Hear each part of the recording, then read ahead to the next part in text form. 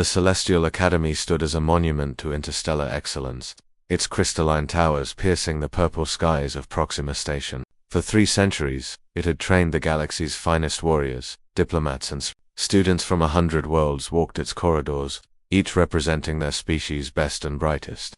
Jackson Torres had seen them all during his 4 years at the Academy, the towering Krathians with their chitinous armor, the ethereal Luminari who communicated through color shifts, the calculating Vex with their 3-chambered brains. As the Academy's top combat instructor and a decorated veteran of the Outer Rim conflicts, Jackson prided himself on reading people or beings within moments of meeting them. That's why Elsa Harper puzzled him. She arrived on a Tuesday morning, stepping off the human transport shuttle with nothing but a small canvas bag slung over her shoulder, while other new students gawked at the Academy's magnificence or clustered nervously with their fellow species members. Elsa simply observed, her gray eyes swept across the landing platform with a detached curiosity, as if she were cataloging exits and sight lines rather than admiring architecture. Jackson watched from the observation deck as Director Zor, the Academy's Krathian headmaster, personally greeted the new arrivals. It was unusual for the director to attend routine student arrivals. Even more unusual was the way Zoltha S. Anteni twitched when he approached Elsa Krathian's sign of unease. Who is she?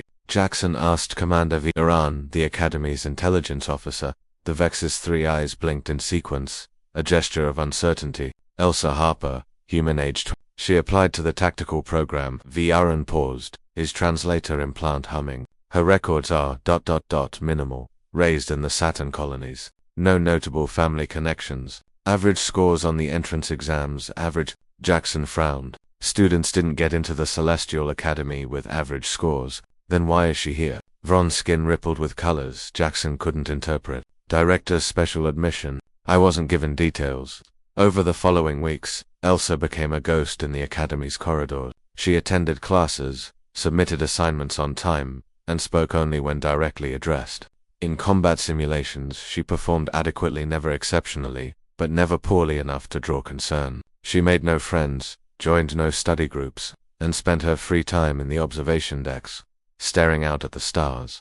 Jackson couldn't shake the feeling that something was wrong. He'd trained thousands of students, and the exceptional ones always revealed themselves eventually. They couldn't help it. Pride, ambition, or simple enthusiasm would bubble to the surface. But Elsa remained perfectly, unnervingly average. Then the incidents began. First, the Krathian embassy's secured database was breached. Military deployment schedules, diplomatic communications, and classified tactical assessments all accessed and copied by an unknown intruder. The Academy's security systems showed nothing unusual. No forced entries, no unauthorized access codes. 2 weeks later, a Luminari delegation visiting the Academy found their quantum-encrypted communication devices had been compromised. Conversations meant for their homeworld's High Council had been intercepted. Again, no trace of the intrusion could be found. The Academy went into lockdown. Additional security measures were implemented. Students were questioned, their quarters searched. Every species began eyeing the others with suspicion. Old prejudices resurfaced. The carefully maintained peace of the Academy began to fracture. Jackson found Elsa in Observatory 7 during the 3rd lockdown. She stood at the panoramic window, her reflection ghostly in the reinforced glass, watching a supply convoy drift past the station. You're always alone, Jackson said, approaching slowly. His hand instinctively rested near his side armor habit from his military days. I prefer it that way. Elsa didn't turn around. Too many voices in a crowd. Too many opinions. It gets ... distracting. These are difficult times for the Academy. Everyone's on edge, are they? She finally turned to face him, and Jackson felt that familiar combat instinct, the one that had kept him alive through 3 wars, screaming that he was in danger. But Elsa was just a small human woman with tired eyes and slouched shoulders. Or are they finally paying attention? Before Jackson could respond, alarms shrieked through the station. Von's voice crackled over the intercom. Code Black.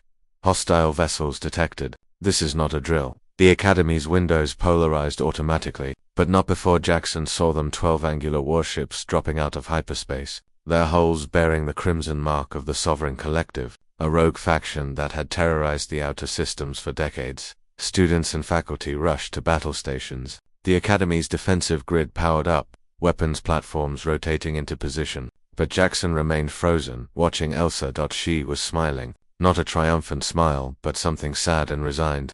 You, Jackson breathed. All of it, the breaches, the compromises. You were gathering intelligence.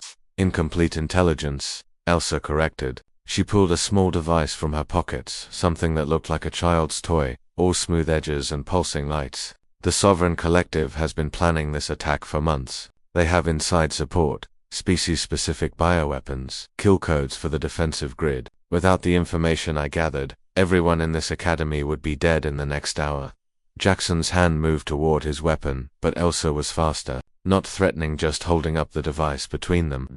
Human intelligence sent you, Jackson realized. You weren't a student, you were a plant, an agent, a very good one.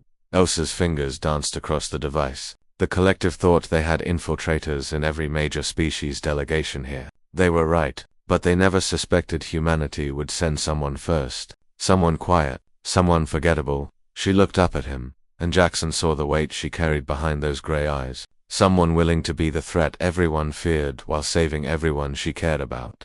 The device pulsed with light, and suddenly every screen in the academy came alive with data infiltrator identities, communication intercepts, weapon locations, tactical vulnerabilities. Everything the collective had planned, now exposed. You have 30 minutes, Elsa said quietly. I've also sent their fleet's formation data to the Academy's tactical computer. Use it well, Commander Torres. She walked past him toward the door, and Jackson grabbed her arm. Where are you going? To finish what I started. Elsa pulled free gently. The real threat isn't me, Commander. It never was. But someone had to be willing to look like the enemy to catch the real ones. She disappeared into the chaos of the corridor, leaving Jackson holding the device that would save the Academy. Above them, the battle had begun, but with Elsa's intelligence, the outcome was no longer uncertain. Later, after the collective's fleet had been repelled and the infiltrators arrested, Jackson searched for Elsa Harper, but her quarters were empty, her records classified, and her name scrubbed from the Academy's active roster. She had been a ghost all along, the quiet student who was really the most dangerous person in the Academy. Dangerous to all the right people, and somewhere among the stars, Jackson knew she was doing it again.